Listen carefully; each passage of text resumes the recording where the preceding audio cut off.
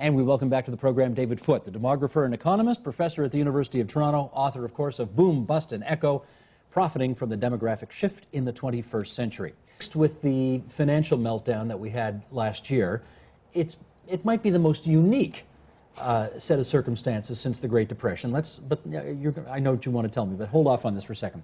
Here's what your colleague, Philip Oreopoulos, had to say in the Globe and Mail. The U of T labor economist Philip Oreopoulos has examined what happened to Canadians who graduated in the past two recessions, so early 80s, early 90s. He's found their earnings lag peers who graduate during good times for a full 8 to 10 years. That wage gap is likely to happen in this recession too, he said. The good news is that gap eventually closes. Recession-era grads' wages usually catch up after a decade. The bad news is twofold. Their lifetime earnings suffer, and those who graduate from less prestigious universities or programs never fully catch up. Okay, a bunch of stuff to unpack here. First of all, is this the worst recession since the Great Depression?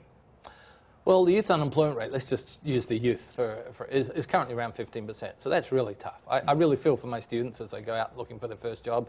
It's never been easy to get your first job. My heart's with them. But in the early 90s, that 15% was 7%. And when the tail end of the boomers came into the job market in the early 80s, that was 19%. So in fact, 19 in the 80s, 17 in the 90s, and it's 15 now. Today. So empirically speaking, if you're a young person looking for a job today, it was worse 10 years ago and 20 years ago. It was probably worse for your parents who came out in the early 80s. But rather, you want to graduate now, you want to go out and get a job. What are the jobs that young people are going to be getting? No, the most important thing is to be flexible.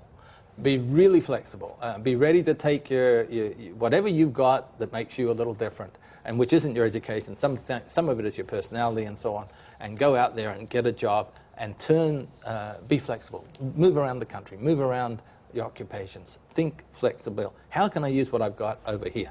And that is the key way to get jobs. Find something you like to do and figure out how to get paid for it. And how you can link your past into that so that you can convince the employer to pay you.